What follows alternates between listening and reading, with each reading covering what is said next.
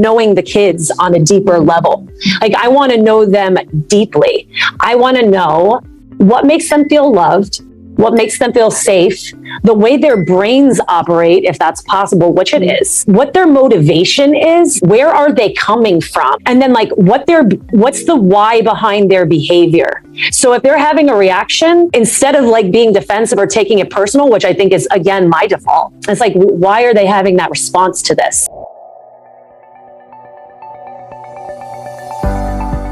Well, welcome. Hi. So today we're going to talk about positive parenting and communication, and super excited to have a special guest with us today. So this is such a treat. Thank you. I'm excited. Yeah. I'm so happy to be here. Thanks.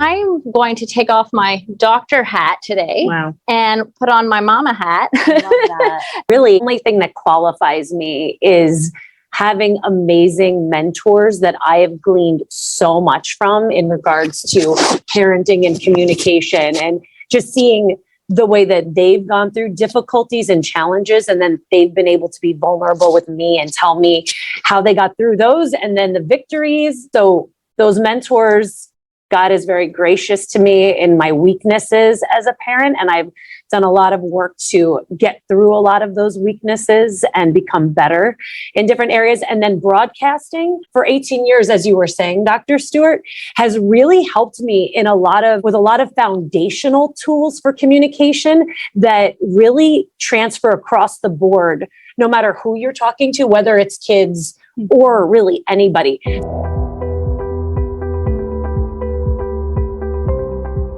It's kind of weird to start with radio, but I will tell you, it is something that taught me so much. When I first began in radio, we always had people coming in to really critique the things we were doing wrong and to tell us what we were doing really well. And one of the things that I've held on to all throughout my life, and I learned very early on in my career, I think I was 22 at the time when I first heard this, I would call it a high priority concept, is know your audience. If you want to be a successful broadcaster, you're going to know your audience. And it sounds really basic. And at the time, I didn't really fully know what they meant by that. It's like, so who am I talking to? And what do I need to communicate to them because of who they are is really what they were trying to convey to me at the time. And so in my radio career, what I had to do in order to know my audience was I had to start by studying the demographics. And so when I was thinking about parenting and communication, I was thinking about knowing your audience. And that was really helpful. And I felt like, what more perfect thing to talk about, because our children are our most important audience. And clearly they're important to you, being here in person and being on Zoom. They're so important to you that you're taking time out of your Saturday to talk about parenting and communication. So like, that's really amazing. So I'm excited about that, but I don't know if anybody else has been in this situation or how many kids you have, but I have 3 kids, and they're 12, 8, and 7. And I'm telling you what, they could not be more different from one another. They're all from myself and my husband, but they are completely, uniquely different personality-wise. And so when I think about the 3 of them and I think about communicating with them, I think of immediate frustration, because there's no fitting everyone in a box for a difficult conversation, because I would have one that would be super like into it and totally engaged. And then another one that would like black out and start crying because they're stressed if I don't handle it uniquely based on who they are as individuals. So it's knowing your unique audience. And so I kind of wanted to set that up to build a foundation first before we talk about the hard conversations, which I really want to do. But yeah, some fundamental things that I think would be helpful in building that safe foundation where the kids feel loved and they feel secure, that then when the hard conversations happen, you're speaking to an audience that feels like, okay, I can receive this because I'm completely secure. I trust you completely, mom. And I think it just goes so much better. And I've seen the fruit of that. And I've seen it in other people's lives who I respect so highly, and then in my own. Mm-hmm. So that's kind of where I'm going. And that was just kind of where I was coming from. The radio, I was like, thank you, radio. You helped me out a little bit today. Been parenting, right? So yeah. And like, as you know, and I said, there's no like one size fits all with communication with the kids. And when I was thinking about each one of them, I was thinking about knowing them, not like the way I was knowing those radio listeners, but I was thinking about knowing the kids on a deeper level. Like, I want to know them deeply. I want to know what makes them feel loved, what makes them feel safe, the way their brains operate, if that's possible, which it is, what their motivation is, where are they coming from? And then like what's the why behind their behavior? So if they're having a reaction, instead of like being defensive or taking it personal, which I think is, again, my default, it's like, why are they having that response to this? So I have a couple practical tools, and I know these two ladies know all about both of what I'm going to talk about today, but these two things have been invaluable to me, and I'm excited to share them. But yeah, and both of them are to create and cultivate this atmosphere of like great communication.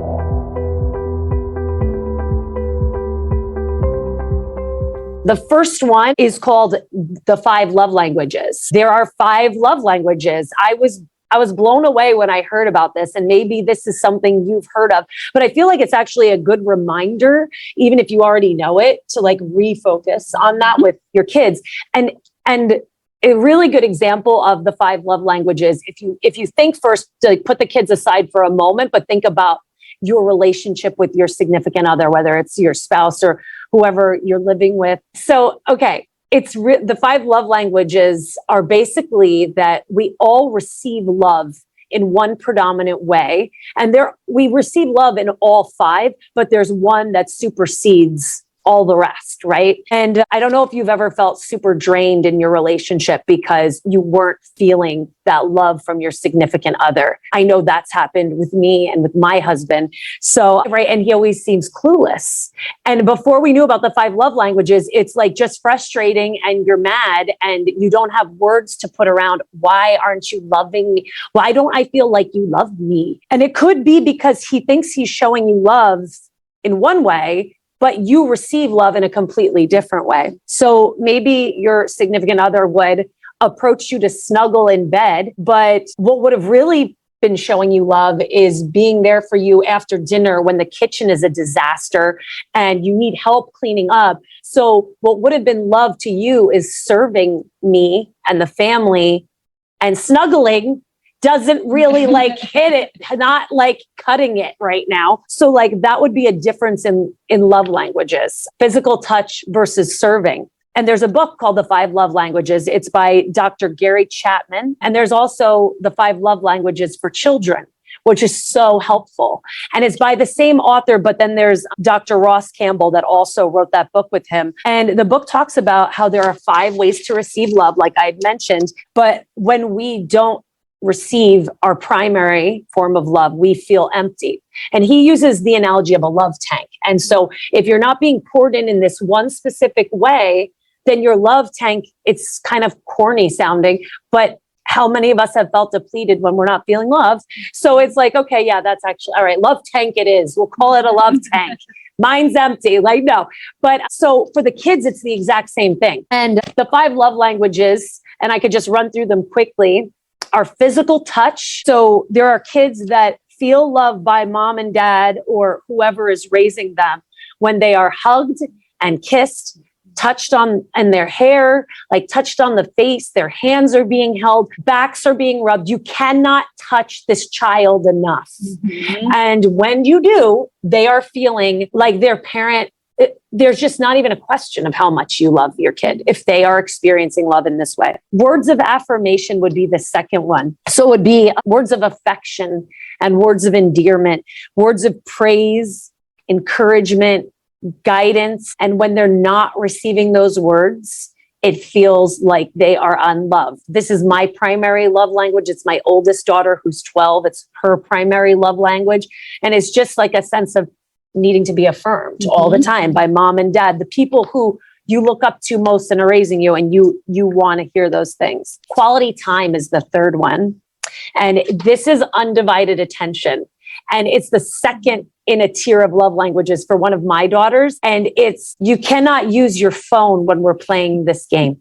And I'm like, that's right. Because when your attention is divided, they're perceiving, they are subconsciously perceiving, mom isn't loving me right now. And over time, like you're pouring into the love tank. So if you screw up, which I do constantly, it's not like I've screwed everything up. It's like, okay, need to do better because she needs my one-on-one and I have to be focused because that's how she feels love. Gifts would be the fourth love language. This is for adults and kids. And I thought this was interesting because you would assume that all kids by their response to getting gifts, and because of all the things they want, that it would be all of them. This would be their love language. But it's actually really, I thought this one was like the most interesting, that gifts become a symbol of love. They can remember who gave it to them, for what occasion. If it's not your love language, it's like, yeah, I got to thank you. Like, thank you for the gift. And then it's like, could be tossed aside and you don't remember who gave it to you. But then there are people who will remember the shower gifts from this person and that person. And it can be years ago, but they'll remember that thought, that sentimental thing that's been given to them, and it makes them feel loved. The last one is acts of service. And this one was a little bit hard for me to relate to from a kid's perspective on, because it's like, if you fix your child's bike, or if you are able to help them fix a doll's dress, or put something together, even taking them places that they need to go, if you're serving them, they're feeling like you love them. And it's kind of like a blend of quality time, I feel like, in there too. But I thought that was really interesting from a child's perspective. If they are asking you to do certain things for them, it's a lot of times they're like cry for emotional connection. So relating the 5 love languages to communicating and parenting, it's like you're establishing this safe, loving environment, and you're building trust, because you can talk about anything, I've found, with a child who's secure and loved. You're not going to throw them off with something that's like really a jarring conversation, even for adults, when it's like, okay, mom is somebody who loves me and I'm connected to, and it's all subconscious. So they're not going to verbally say it. So we have to go in with confidence, knowing this child has been loved well.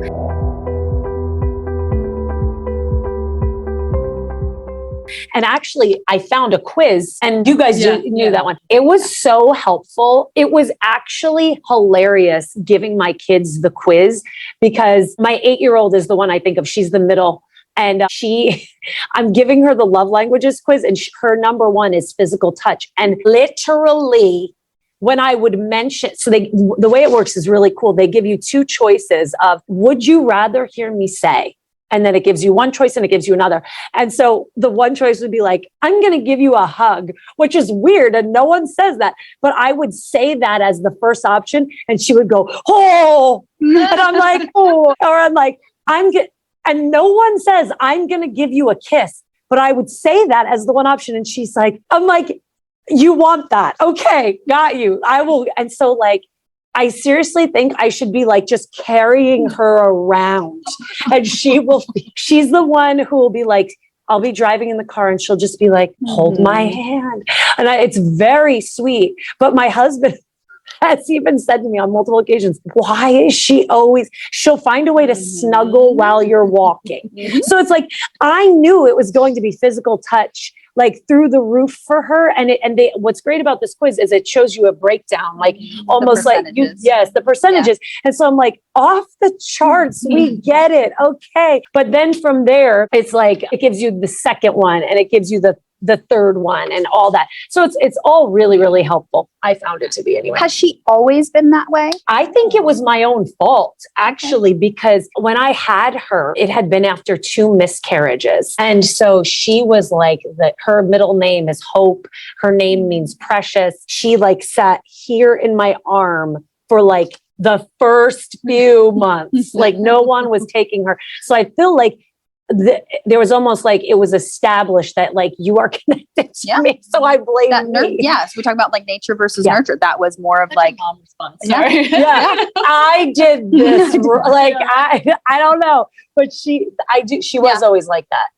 And I asked that because as you were talking about like really getting to know your kids and that audience and those things, I think it fluctuates, depending on the ages and stages or the development. I think that it changes same way that it may for us as adults of what, as we grow and develop, depending on various experiences, that things might change. And I've noticed that with my own kids. So like the love languages or just in general? Oh, okay. Yes. Of what maybe served you previously may not always. And so I think that that's also important to acknowledge is that as our kids are getting older, not only knowing their interests and knowing who they are as our audience, but also knowing where they're at, like in developmental stages and in their life, because it's going to change. And that's why I asked that question of like, do you think it was always the case? Because it would be weird if she was like 30 and being like, as we're driving, but she probably will. So I don't know. But yes, that's really interesting because I could see a shift. And I don't even remember my oldest daughter, who's 12, being that she needed words of affirmation. Like, you don't know that. I don't think all kids do need that. But I think that's interesting because it may have shifted. And even in the tween years, because she's like adolescent now. So the affirmation, so there's insecurities and being aware of that, So that will be interesting to see if the little two shift to the older one. Yep. So interesting. Yeah. But I highly recommend the quiz. And I think it's just like so helpful. And my husband and I did it in marriage counseling, like very early on in our marriage. And like a psycho, I sent him, as I was preparing for this, I sent him my percentage breakdown. I'm like, just so you remember that I need words of affirmation. Thank you. And so, good job. Thank you affirming me. I do. Thank you. So yeah, that I just thought that it's such a helpful tool. And then you get to pour in intentionally. And it's almost like the things people don't tell you about parenting. It's like the secret that you can do. It's like, okay, I know how to make you feel secure. I've been prepared for that. And I know how you feel.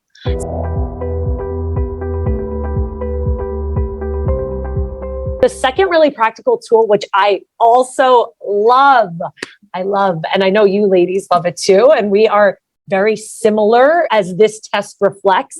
I don't know if you guys have heard about the Enneagram. Sounds weird. I was like, that sounds like a weird cult thing. And I don't want that.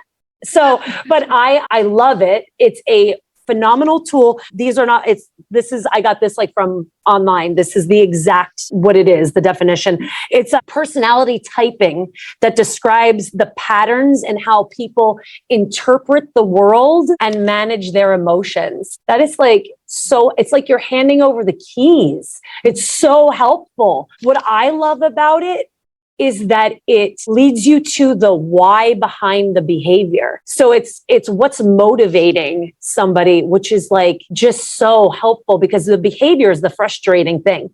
So if somebody's behaving in a way that you're like, why are they acting like that?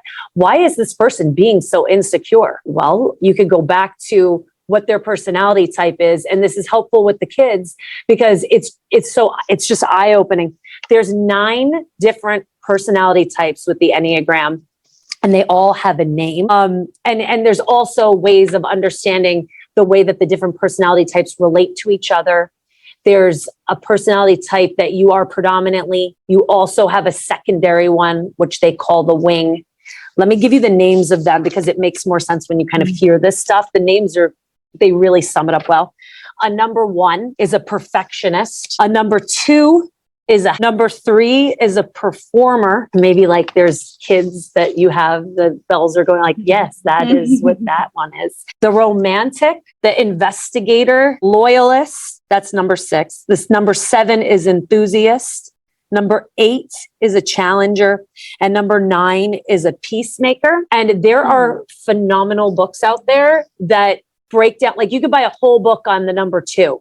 I only say that because I have one. I am a helper and honestly, the only way I could describe it is when I was reading like even a chapter on a number 2 in a book that covered all of the numbers. It was like they were reading my mail. They had my mail memorized. They committed a crime against me by knowing the web of all things that were tangled and the things that were destroying inside. Like I felt so seen. I was like, oh, who is this author that like gets me? And it was just so helpful to put words around.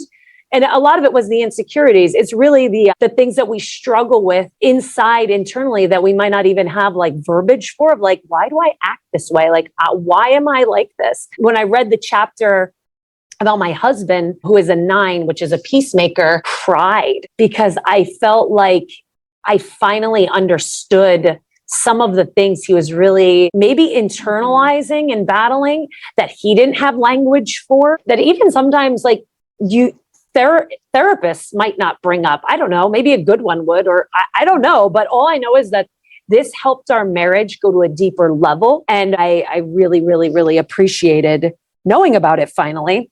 And then what I loved further is learning that they have a book about kids. I mean, I wrote down...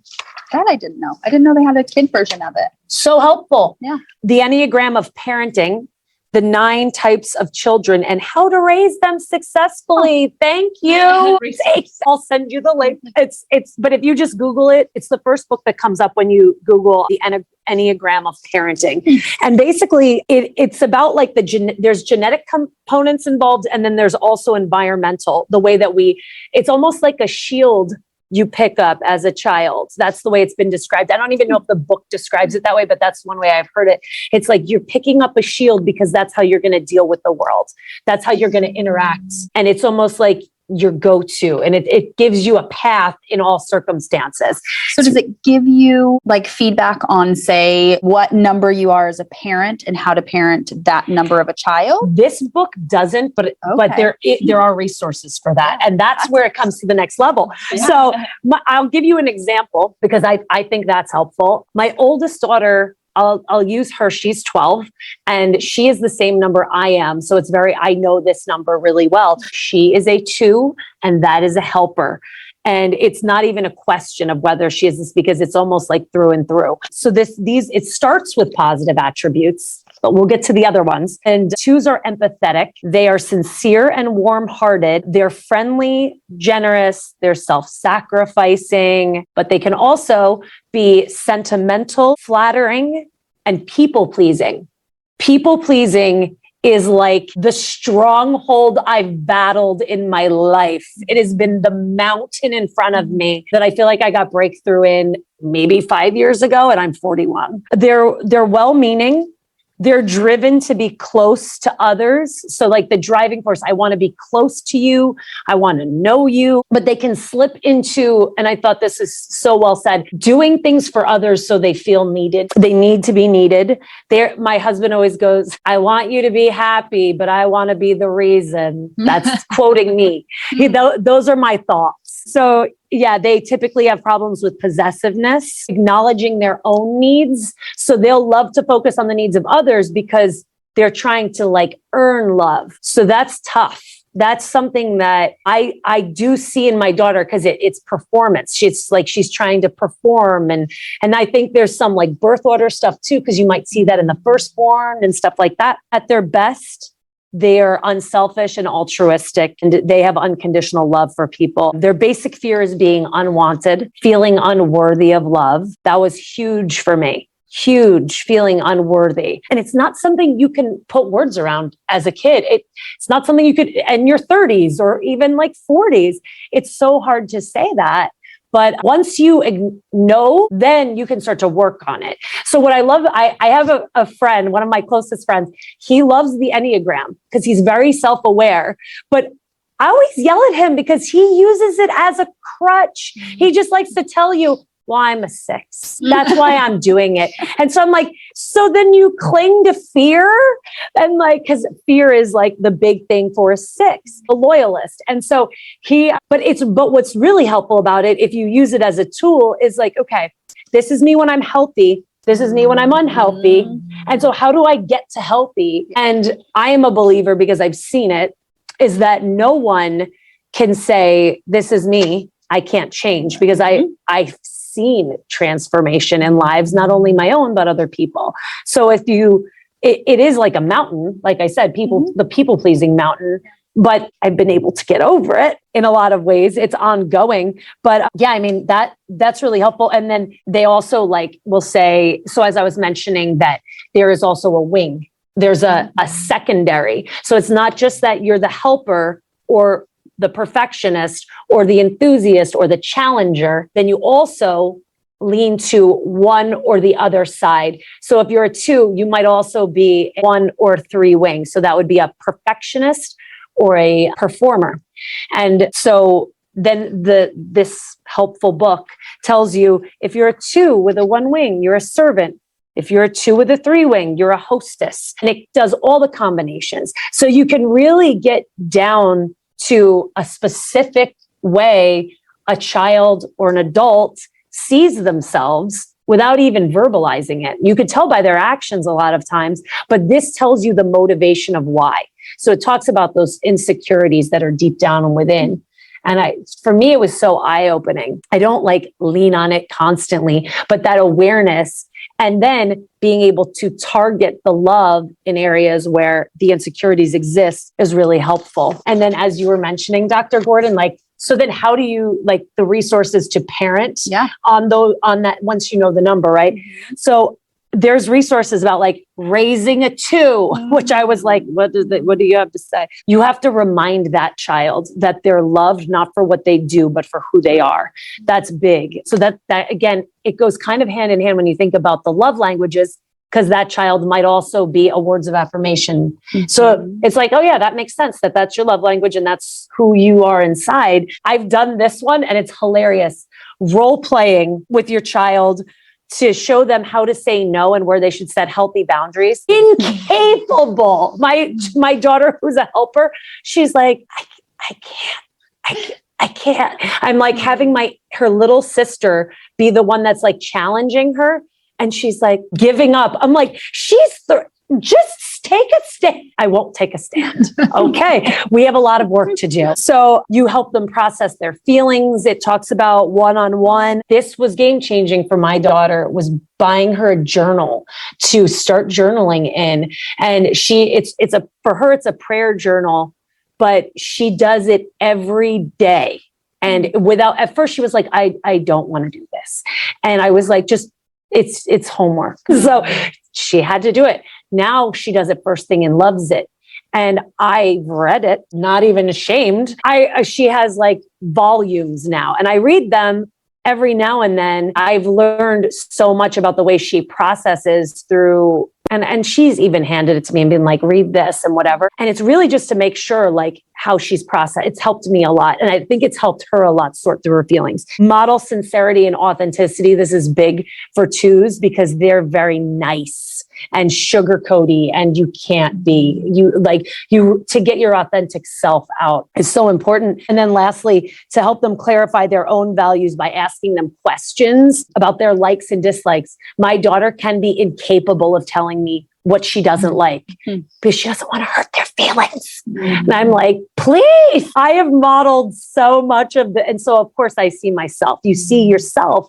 It's like a mirror when you see your kids sometimes. And so my daughter and I, we work through a lot of this stuff. So yeah, so the Enneagram, it helps you. And one thing they say, this was on one of the websites I was looking at, effectively and creatively parenting. So new strategies. And I think that's really helpful to establish that foundation of love, security, understanding where they're coming from, why they're acting crazy. They have a challenger that just sums her up. She's the baby, and she's the justice crusader. And everything has to be fair and why, and explain yourself, and you're not explaining yourself well. And sometimes I'm intimidated, and she's 7. She intimidates all of us in our family. And a lot of us know that child, the challenger. And then I have one too. You do too, right? Oh, is it the baby? Oh yeah. Oh yeah. So I haven't is it? I haven't looked into birth No, 'cause order on that. I'm the baby and I'm not. You're not you're a 3. Yes. Yeah, same. You're I'm both the baby, performers. and 3, yeah. Yeah. 3, And I 2. could see that. I could see the baby being performer too. It's like, Mhm. look at me. I have all this, right? Yeah. So interesting. It is interesting. It's very interesting. And it's all about the motivation. And you could really get deep with your kids on that and then bring them into it as they're mature enough. I feel like my kids don't know their number. I don't call my daughter. I don't speak those things over them because it's also not speaking life all the time either, because I'm not going to be like, you're very insecure. She knows. So it's like, I don't want to like call out those things. I want to call out the gold, and in my own motherly way, we all will work on the things where we see the areas they're struggling and stuff. And then like, as they get more mature, we can identify these things in different ways, but just both really great tools. And so I guess now it's about implementing those practical tools, 5 love languages, Enneagram. There's so many more. Yeah. I should take a class that you guys do another thing and I'll sit there, just because I always feel like this stuff is so enlightening and it helps you. So you want to establish that foundation of trust and security. And that's why I started with that. When you asked me about parenting and communication, I believe, or my experience has been, and what I've seen modeled for me is that you can talk about any subject. I seriously believe it can be anything. And I've experienced so many that I wouldn't have wanted to with all 3 daughters. The oldest one has had so many more hard conversations. But I think because of that foundation and that understanding that's been established, we can really like dig in. Yeah. And so that's why I started with those things, because that foundation is so key. Essential. And I think so much of these are tools. Yeah. And so then there's certain times in our lives, there's situations where, well, I think this would be a valuable tool. Yeah. Right. Yeah. And I think too, I mean, from a doctor's perspective, I know you were going to talk too about physically what could be going on with someone too. Yeah. Yeah. Before I do that, I think with regards to like tools, bringing up journaling, that can be a really effective form of communication for some kids. Some kids may not feel like they're comfortable opening up or talking. So really getting to know who your kids are. So one of the exercises that I use in our own house, but then also I'll recommend for families or patients, is to maybe with that kiddo who doesn't do well with those like in-person conversations, have a journal or have something that gets passed back and forth. So that's something that we do actually with my oldest. Oh, good. And that way it is, or maybe it's only in the car. Like you have these tough conversations in the car, or again, just like certain things where you're speaking to your own child and you're knowing how they respond to something and you, again, using it as a tool. So that's something that I found really helpful, but then maybe also again, looking at the developmental stages too. Yeah. Someone recommended that I should talk to my daughter in the car, and I didn't really understand that. I'd never heard of that before, but when you said it, I'm like, that's genius. Do you know the psychology of it? I don't know the psychology of it, but the reason why it's something that has been brought up, not only for my family, but then that I'll bring it up in other situations, is because sometimes kids are afraid of getting in trouble, or they don't know where's a safe place to have a conversation, or those types of things. So maybe coming up with, all right, when we're in the car, you can talk about anything and everything you want to. Like I'm not going, what we talk about in the car, or maybe it's a certain designated time frame, the theory of, you can call me. It doesn't matter what time of day it is. You're not getting in trouble. I'll come pick you up. Kind of that same philosophy for older adults, but in the car of, all right, on the way home, let's have this conversation. What we talk about now is not leaving this car. It's not going to carry on into the house, or so kind of setting some of those healthy boundaries, but creating an environment where they're open and willing to talk or communicate. Oh, I love that. Yeah. I didn't understand why, but all of a sudden I was like, yes, we're taking ground in the car, because and someone said, I think it's because they're also like distracted, like there's stuff going on. You're not like, tell me. And it's so they don't have to have eye contact. Like sometimes my littles are telling me things from the back seat. It's almost like they're confessing, and it's the back of my head. Like what? And they can't run away. No. Either. Right. Yeah. So interesting. Yeah. But I think that's really helpful. Mhm. Like those safe places. And I also like how you were saying the boundary of like, this is where we talk about anything. Yep. They'll love that. Yeah. That's really good. Yeah, I think it's important. Depending on that may not work Yeah. for everybody. Like Right. same thing with, I have one kiddo who, if I asked him to write in a journal or write anything, he would melt because that is just that's not how he chooses to communicate. That is not something that feels good or safe for him. Mhm. And so, whereas, my oldest, that has been something that's been beneficial. So I think it's, again, just knowing not only our kiddos, but then development. And I think this is where, when it comes to different aspects or ages of the method of communication is going to change depending on how old that child is. So something that we might do for a younger kiddo is not going to work for somebody older. And so again, what Dr. Stewart was mentioning in regards to, if they're either acting out or something's happening, kind of knowing if there's something else that's going on. So for example, toddlers, I'm assuming we've all been there as parents, or we'll get there as parents if you haven't yet, but toddlers sometimes throw temper tantrums and we have no idea why. And maybe we haven't, evaluated love languages, or it's too young for them to communicate that way. But asking ourselves certain things: are they hungry? Are they tired? Is something bothering them? Do they have an upset tummy? I see it a lot with kiddos with either food allergies or food sensitivities or constipation or something, to where they're acting out because there's something else that's underlying. Or maybe they're overstimulated. Maybe they're not a kiddo who wants to be hugged or touched or those types of things.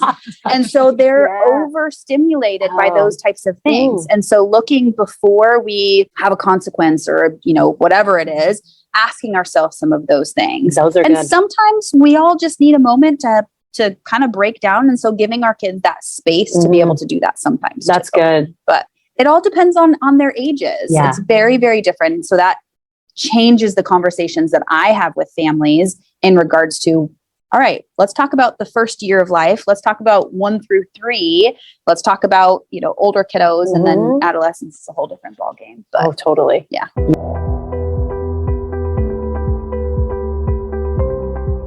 As a parent, I have a question. And then I think we have quite a few other topics too. So it doesn't have to be right now that we answer this. But so mine is how do I talk to my kids about illness?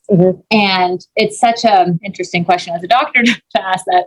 But I was recently diagnosed and I've never told my kids. And I don't really know, do I need to tell them, or how do I tell them? And at what age would I tell them? Because as of right now, mom just I don't know, shoots up with injecting herself all the time. You know what I mean? And then I'm like, am I scarring them? Are they going to think that mom's a drug user? But unfortunately, on a regular basis, have to give myself injections. And there's a complete normalcy to it. I mean, they see me do it, and they even it's kind of unfortunately a normalcy in our household now. Yeah. But there's times that trying to put my kids to bed that I may not be feeling well. And I need to be mom really needs to go to bed. I have to take care of my health right now. And I can't deal with their, just wanting to stay up or whatever. So I don't know how to do I pull out this card to be I need to take care of my health right now, or else I could be in not good shape. But I also don't want to scare them too. And that's where I'm just at this kind of internal conflict of I want to be completely transparent with my kids, and my kids are young. I mean, I have a 2.5 and a 7.5-year-old. So my 2.5. Yeah. But my 7.5 now, I mean, we're starting to have other, conversations and sometimes even if I say, I need to go rest for my health, it's still kind of, she's like, yeah. And so sometimes I feel she's not taking me as seriously, but I just don't want to be oh, well, this is what could happen, if I don't do this, so that is a communication that I'm having internal struggles with that. I think we're going to talk a little bit about how to have these tricky conversations. What I want to highlight first before diving into that aspect is that, again, going back to development. So it may be different between both of the girls of what you may say to one versus the other. But this is when I'll utilize a lot of the first and then statements. Okay, first, let's go get your pajamas on, then I can read you a book, or those types of things. Or acknowledging what you're seeing. So if they're needing those extra snuggles, but you just don't have that capacity, I see that you really want to have some extra time snuggling tonight. Mommy really needs to be able to get some sleep. Let's chat, or let's make sure we do that tomorrow. Because then you're not shutting them down. It's not the no. And this goes back to our boundaries conversation, that we started off this membership with. But acknowledging our own feelings and our boundaries, but also not necessarily shutting somebody down. But I think it's important for you to model that healthy, pattern or behavior with your kids, but then, make sure that you're feeding yourself too. So having a lot of the, acknowledgement of those feelings, whatever it may be, when you're feeling like you don't have that capacity, but then redirecting what they're needing and saying, all right, let's chat about this tomorrow. Or maybe it's, whether it's time, and this maybe feeds into love languages or those types of things of, I see that you really want to need a hug or whatever it may be, we can still acknowledge those feelings, but kind of redirect it. And I think it's going to depend also on the ages. But what I've done with difficult subjects is I give them as much as I believe they can handle at that stage. And so I would explain whatever the illness is to a level, right? But then explaining things that are too traumatic that my 12-year-old might be able to handle, but my 7-year-old couldn't. There's a huge difference. And like, I could even think about talking about drugs, right? With my kids, I can explain some of it to the youngs, and then the older one there's so much more capacity. I mean, this is like, I don't know why this example just came to my mind, but when I was in college, I used to smoke cigarettes. My children think that their reaction to cigarettes is just, and I just think they see it and they can't believe someone's smoking. And I used to smoke, not for a long period of time, but there were years that I did. So it's like, do I be honest and authentic, or am I lying to my kids? Like, all of this is going through my head. And first of all, we had to talk to them about judging. Like, why are you judging? You don't know their journey. And so, and the reason is cigarettes specifically, my family and my daughter, my youngest since age 3, we've worked with our members of our homeless community. So every single week we are with 150 on average members of our homeless community. Lots of people smoke cigarettes, and my kids they associate cigarettes with homelessness. And so that's the way I have to have grace for them in the way they're processing it. But I had to be honest with my kids, but I don't think I'm being dishonest by not explaining that. Well, right, because when I was in a sorority, everybody smoked Parliaments. So I did because because I'm from Jersey, like no one needs to know that. But when my daughter is older, I can tell her about the mistake that I made, or the way that I view it, and maybe even why and what my motivation was. And anyway, there's a time and a place. I think there is. And I think they can handle some of it though. So for my littles, I was honest about well, mom has smoked cigarettes and you don't need to be, and I don't need to get into too much, but I think giving them some about the reality of the illness, I think that's important. And I think, again, the establishing what the right time and knowing they can handle a little bit more. My conversation with my oldest, our conversation about sex, I knew that I needed to proceed with that conversation, even though that was not in my plan. And I think that we're given that wisdom in that moment to know, I'm going to take you a little further on this, but you don't need all of it. And I think that's a lot of the hard conversations, because sometimes they have to start young. And one thing that's so annoying, and every mom knows this, that sometimes some kid started the conversation that now I have to clean up. Yeah. Santa. Santa, that tooth fairy. Yeah, all that. And even with my year-old, period was happened 2 weeks ago, because another kid, same age range, she must have been given more information, because it's if they have older siblings, and my 7 and 8 year old have an older sibling. but she has not explained periods because she knows that's my job. We have a rule in our house that it's never our job to educate other kids.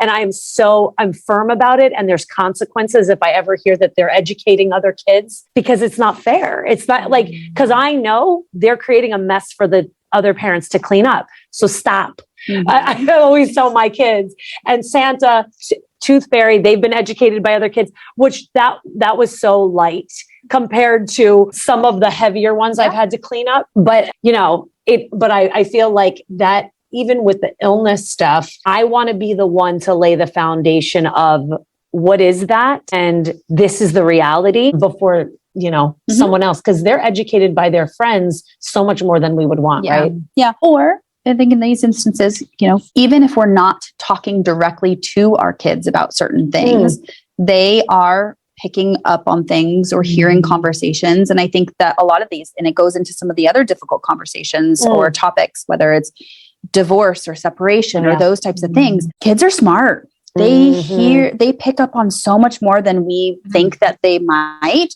And so I think that as we're talking about, like, sometimes we want to be the person who they hear it from first versus overhearing, whether it's from a family member or another conversation, or as they start reading more of like, what is this? So I wonder in your situation, because the girls seeing some of you administering medications and things like that, like maybe even asking, like, do you know why mommy does this?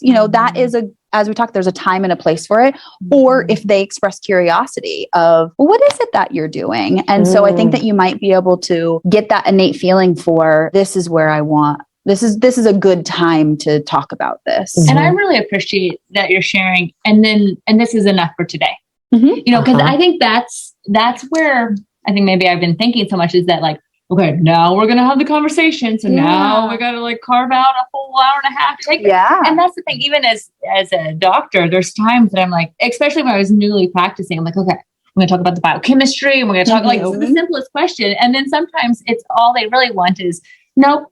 Like it doesn't have to be super complex. That's a good point. And so I've just experienced that professionally, but I really appreciate you guys highlighting that though, just as a parent, because I think I would make it into such a bigger deal if I because in my head I thought, I just have to do this all at one time. But just here's a little taste, or and I feel like that's so much less pressure for me, just to just one little step at a time. And then tomorrow might be, and then I think even to verbally say, that's enough for now. That's good. And so, I don't know why I'm thinking this up. Even in Native American traditions, that a lot of times they'll have ceremonies and it's like, we do this ceremony at this time or this stage of our life. And then we do this other ceremony. So I love ceremonies. And so I think that in some sense, I just that made me think, I'm like, okay, it's a ritual. A ritual and here's boundaries and that's for another day. Too,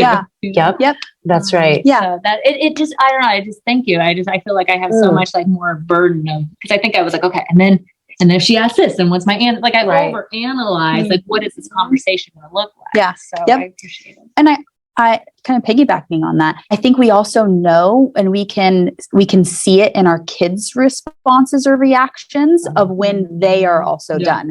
And I experienced that myself as we're talking about tricky conversations. My son he's the sweetest, most gentle, and he is also probably the most naive out of his group of friends. And so as another child was in a teaching moment. Yep. And then that one actually turned into a phone call from the parent or from the teacher home because of a situation that happened at school. And I'll share maybe that story another day. But as we were bringing up the situation that happened and opening up okay, do you have questions about this? We said what we needed to say because what needed to be addressed in that moment. And then we asked if he had any questions, and he just melted in his seat. And so we were able to recognize that was the end of that conversation because he was at his capacity. It didn't matter that I wanted to continue to have that conversation because I felt like this is the moment. This is the moment where I'm going to have this talk, and I was prepared for it. But I could recognize this was the sex talk. Yeah. Oh, it's the just- sex talk. Well, Well, yes. Something like, Yes. something in that world. Yes. And so Wow. I could see he was not ready Done. to go there. And I said, all right. And I said, we can talk about this another time. And he was like, thank you. So he appreciated he did. it. He did. Needed that. Yes, you do. You have to meet them where they are. And Yep. I think that it's important for not, again, talking about like boundaries and being able to see those things, Yeah. reading our kids, reading our, whatever it may be. It's important, but I love There was stories. on that note too. This was the 2 week ago period conversation with so of course my 12-year-old, she doesn't, we've already had that conversation and she has her period, but the little two were informed by a student teacher that this exists and completely got it wrong what it is. And so then they're asking me or telling me that they found out about periods. And I said, okay, well, what you're describing is actually incorrect. But let me tell you, because I feel like if you know part of it, you should know the reality of it. My 8-year-old, who's very close to turning 9, was, okay, thank you, mommy. Oh, that makes sense. You're such a good mommy. Like whatever. Then my 7-year-old, and this was over breakfast, turned white. I was like, what? She shut down, face, lip quivering.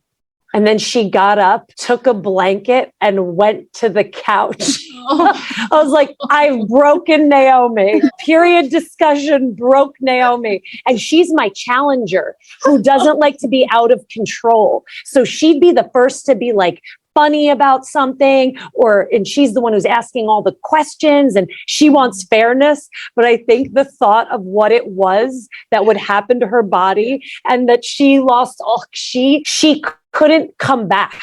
Like she didn't eat breakfast. She said, but she was trying not to cry, but it was just like knowing that it was too much. And I was like, you don't have to hear anymore. But my middle, who is older, she was ready to hear like the full, but it was like, I was just seeing it because they're 14 months apart. So seeing that difference, I was like, this is why we wait till the adolescent. And I mean, even with my 12-year-old, we had to have that conversation earlier than I was in my like schedule that I wanted. Right? Like this is when, and I had to talk about it at the end of 4th grade because Bestie got her period and thank goodness her mother called me and was like, hey, so this one and I was like, okay. And so like, I found out Friday and I was like, Sunday night is when we'll slate that one, like wait as long as possible. I was nervous to have that conversation. And my husband goes, you're a woman. I was like, I know, but let me just Google to make sure, like fallopian tubes, whatever. Like I know, but I don't know how to say it. Which part do I? So anyway, it's like, I don't know. I do think when to go further. Yes. Just to reiterate that. Yeah. And it's funny. So funny. Yep. But yeah. I know we have a list of some questions and we could just like, I almost feel like we could just mention those and then kind of go back around too with you guys and see if any of that stirred up any That's good. questions in your household. Yeah. And so the main ones that had gotten brought up were about separation or divorce. Yeah, that's good. So that's one I think we should highlight. Definitely. That's been a big one in our house because we have so many friends and even family members that have gone through divorce. We know blended families that we're very close with. And so the first time so I didn't initiate that conversation where sometimes we are the ones initiating these hard conversations. Yep. But sometimes I think it's really interesting that they are the ones that start the conversation with their question. So it's like, we have to be prepared for when it's like time in their mind or something triggers them to ask that question. And it happened when we were, the first time it was ever mentioned in our like house was, I won't forget it, is my husband and we had the girls with us. We have the 3 daughters and we're looking to buy a new car. And my husband and I are polar opposites in life. We've come so far in 17 years, so much counseling. And so we were at a car dealership, and we were just not agreeing on anything and like kind of fighting. And so way home, our baby, the Challenger, Naomi, she now 7, but this was a few years ago. She has a little lisp, or she did like at that age. And she was in the back seat and she goes, "Are you guys getting divorced?" And I was, because she heard us fighting. And I was trying not to laugh because I was trying to take it seriously. And I was like, we call her memes. I would never let dad leave me. Like I was trying to, like, I wasn't going to get into deep conversation about divorce at that time, but I was like, she's heard about divorce. She knows it's when parents fight and that then they split. So she was so little at the time. I think she was probably 5. It was like I could speak to her on a basic level that she doesn't have to worry. That we're allowed to fight. We do argue sometimes, but that doesn't mean that we're not going to be together, because mom and dad, we love each other so much. And then my husband's going, "I love mom. We're just disagreeing." Like he's kind of yes-anding as I'm setting the tone, but knowing that she's being serious. Yeah. So we're also like trying to like her to know we're being serious, but also like affirming, like, the love is so strong, you don't have to be concerned. But now, years later, we've had a lot of conversations, because my closest friend, she and her husband are divorced, and the kids, my oldest remembers him, the little ones don't, but they know that my friend's kids have to go with the dad. And then we have another friend who her kids get upset when they have to leave the mom. And so they see it all. And they formulate brilliant questions. So on this topic of divorce, I don't even have to initiate it, because they're so curious, because kids that don't come from a family that is split cannot fathom, how does this work? Yeah. And why is this one upset? And what's wrong with this? Is their parent mean? And it's like, no, not even necessarily. Like, I don't know, but maybe they're just upset because they have to just go and they wanted to do this. So it goes on. And I have a friend that she's like a mentor to me. She's in her 60s and her daughter is divorced and remarried. And so she'll answer questions a lot of times for my kids, who will just bring it up with, "Is so-and-so going to their dad's?" And then have questions. There are so many questions that come from divorce that my friend will be like, "Okay, Naomi, you get 2 more questions about divorce." But they're just so curious. And I feel like being so open, and then seeing blended families, getting to talk about that and the love that's there, and just such good examples of blended families, whereas like, that's not her biological, she didn't give birth to this child, but look how she loves. She's so good at loving.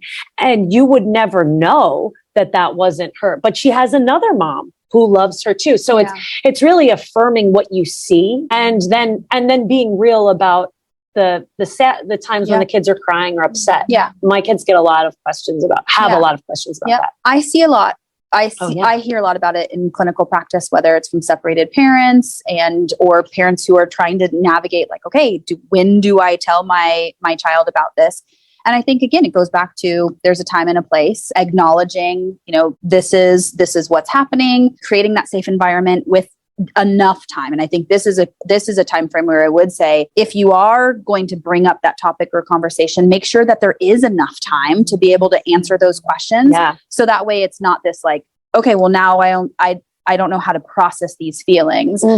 I think it's also really important to make sure that we are talking positively to our kids, whether it is if those individuals find themselves in that situation, or we're acknowledging it from outsiders looking in, because we may not know what led to that situation. And there's lots of really good resources that are out there. I didn't include in our handout that we're going to give today, but I think the biggest ones that I see when it comes to this conversation specifically is about creating a safe space and to being honest, but not giving too much information, because especially at the age, we don't want to foster certain feelings or emotions in that they may not have, if that makes sense. That makes a lot of sense. Yeah. That's really good. That's really good. So that's Projection, like, you know, projection, your own yes. things. And And that's interesting you say that too, because the kids will ask about why. They want to know why. Yes. What led, who did something, because they understand how conflict works and they understand what causes things to like go south. And I have had to say that that's not really for you to know, because that's very personal to those people, whoever we're talking about. And we wouldn't want to be gossiping if we were talking about their business. So then it's like bringing in different lessons and different words. I'm like, we don't want to be gossiping about their personal business. That wouldn't be right, would it? You know, and they understand that. Like that is a breach of something very personal, you know, but there is also and then having to affirm that, like, that's not, but what happened there isn't what's happening in our family, even if you see mom and dad fighting, because that's probably why they're asking. They don't understand it. How could it cause a split? And then do I have to be concerned? So that makes sense. But that's good. I like the being positive and all that kind of stuff. The other question that we got was in regards to boundaries, certain at what ages do we kind of, how to help our kids throughout stages and boundaries. And so I think this is kind of goes back to what we were talking about earlier in regards to various ages. So for infants, we might see just being consistent. Consistency is key. And I think we can apply that to all sorts of different ages. Like even in this divorce conversation of having a consistent answer. That family made that decision that was best for them. We may not never know the why, but that was their decision. We respect their decision. So having consistency is key. For toddlers, their job as toddlers is to figure out boundaries. What can I do? What can't I do? And then it's our job as parents to make sure we're reinforcing that boundary. So if something is a no, it's always a no. And also picking and choosing your battles, I think, is also really important. But once you do, you have to be consistent because they are trying to figure out, you know, what this whole world is about and making sure that we are then helping, you know, create good humans. But that's a big one. The other one was in regards to how to foster like speech and development. So the kind of the realm of communication.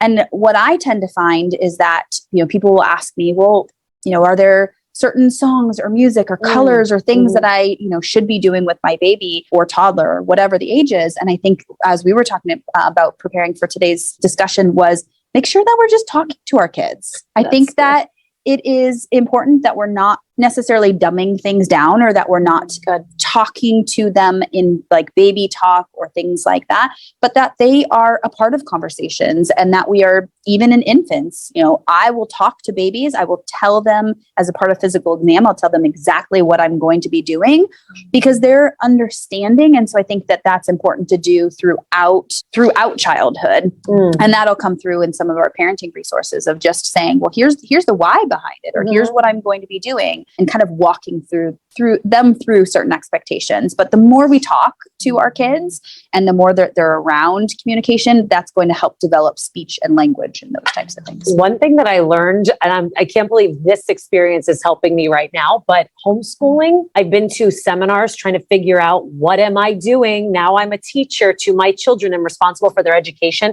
I went to this great seminar and I learned that reading out loud to your kids helps them. The kids who sound so intelligent when they speak or like kind of above and beyond using vocabulary that you're like, why are you 7 and saying such like beautiful words and using adjectives that seem so beyond your level? Their parents do read aloud with them often. I've learned how important that is. And so and I'm just like, how does that parent have time to read aloud? And I need to be better. But a lot of them have podcasts that they do where it's like, there's something called the Read Aloud Revival. I was like, oh, okay. So they're not all just sitting down. And I even like started doing audible read alouds for my kids. And they love it. And so they can be. And one thing they were teaching us is they can be busy playing. They don't have to sit there and this when you're reading, because they're still taking it in. Yeah.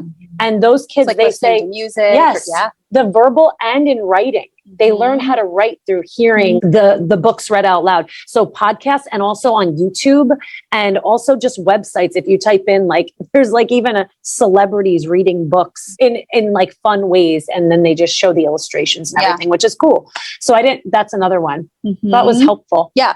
No, I think, with my oldest daughter, who she was a big part of our study groups when I was in school. And I think that fostered that relationship with books. She's an avid reader now. I mean, my parents, who primarily watched her for the first year, they constantly read to her out loud. Wow. And so she was one of those kiddos, and still is, of, oh my gosh, how is she so mature for her age? Yeah. And I think that has a lot to do with it. She doesn't love science as much as I'd like her to, but I love it. Yes.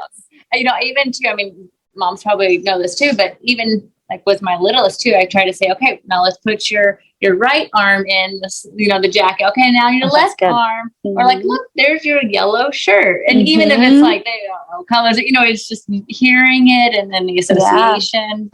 And because sometimes too, I think people are like, well, where do I start with? Like, what do we talk about whenever they're so little? But it's like those little things of like, oh, here's your little foot, or here's your, it's just, there's actually a lot that you can incorporate. Yes. So question was, how do we talk to our kids about how look different in different families, or how things on the outside may be different than our own? Yeah. So I think there's two separate questions. If I'm understanding the first question correctly, an example of it would be if you see one couple who they express love through physical touch, or they're very lovey, or they're talking, they're presenting love in that manner, versus another household where they may love each other the exact same way as much, but that it is not visible. It's not as affectionate. It's not as, yes. Is that okay? Yeah. Yep. Yeah. And so I think in that instance, if there's those questions are being brought up, talking about how there are different ways to express love, and going back to the love languages, talking about the differences of, not only how our cup gets filled, but then how we fill somebody else's cup. That's good. And so I think this is a big one that also gets brought up in our household of, you see on TV, everything is romanticized about physical touch and dating and doing these lavish things, but that's not everybody's reality. And I think that that's okay. I think that if we're just acknowledging that this is how I show my significant other, my partner, love, the same way that I might show you when talking to our kids about how we show them love. So I think I would tie it back to, that's good. Kind of love languages, and just the acknowledgement of that love does look different. When it comes to the discussion around how families look different, I think this is something that has been a big topic over the last couple of years, of how families don't have to look the same, whether it is adoption, whether it is an interracial couple, whether it is same-sex, or couples. So I think there's all of those. That is big topics. And my 14-year-old is curious.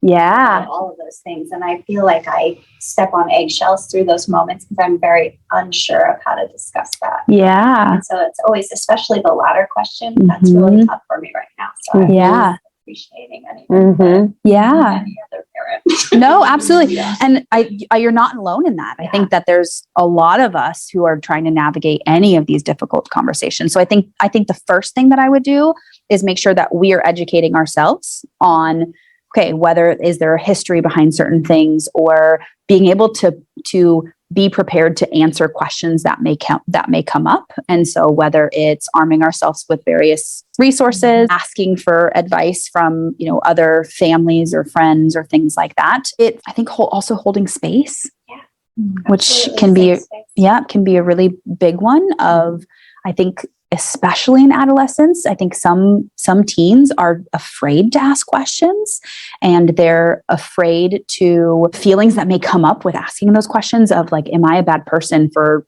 noticing differences, or those types of things. So I think being able to acknowledge of, we can see differences, but looking beyond, don't judge a book by their cover, or view those things. people. Yes. In that regard of love. Yes. Yep. And I think it's going to be very different depending on the age, but then also that. Yeah. Yeah. Yeah. That's good. Yeah. I mean, I can only speak, not from like, I have such a wealth of knowledge on this, but my knowledge comes from just firsthand experience. And my closest friend is gay and he's married. So our kids grew up with, so my baby doesn't know life without Jonathan. So, and we worked together. We hosted a radio show together 8 years. We've known each other, I think 9 or 10 years. And so my kids have always known, so to them, they were blind to that it was something so different, and learned later that like they've been very hurt. Both of them grew up in Texas. And so they just had a different upbringing than I did up north, where different things are accepted in different ways based on where you are in the country culturally or whatever. And so we have had to have conversations about the hurts that our friends have experienced. And it's very mind-blowing to the kids that anyone would hurt our friends by their words and things they've said. But I think acknowledging the pain of different things, and that, yes, you know, they've walked through challenges and this is why, and talking about that. So I've had to have conversations with my kid. The little two are still so blind to like, those are just our family. So it's the older that are like, I don't understand how anyone could ever be mean to this person and that person. And because they were together. So we've had to have those conversations, and she's ready for it. And so if your daughter or son, like that you said daughter, or your son is ready to have those discussions, and you can be like honest, and it had to be just with her. You know what I mean? My little ones, they're sort of just like blind to that it would be bad that there's a difference, or that it would be that anyone would view it. So it's kind of like, what are they ready to hear, you know, and the reality of what they face in society and what people have faced, or, you know, that kind of stuff. So similar. Yeah. So on my husband's side of the family, they're same-sex couples and marriages, and it's been normalized in our family. And then my parents are an interracial couple, and my stepdad has been a part of my family for, 18 years. My mom would hate that I don't know this exact number, but it's normal. And so especially over the last 18 months, when I say arm yourself with resources and ask questions, those are things that we had to do. So I had a talk with my stepdad, who is essentially who I've known as a father, and asked what his experience has been like as a Black man. How do I have this conversation with my kids? How do I share your experience, or can you share your experience with them? And then also with my parents being an interracial couple, talking to my mom about her experiences in various states, because it's been very different if they're in Washington versus Georgia versus, you know, wherever. And so being able to ask other questions. And I think that's an important piece of it too. But I feel very fortunate that it's been normalized in my family between same-sex marriages and interracial couples. But I also feel like because it has been, it's harder to know exactly what to say. And there's a fear of having the right answers or knowing the right thing to say. And I think that's where we just say, all right, acknowledge, you know, where we're at in the journey, and trying to ask for resources. Yeah. All right. Well, thank you for your time.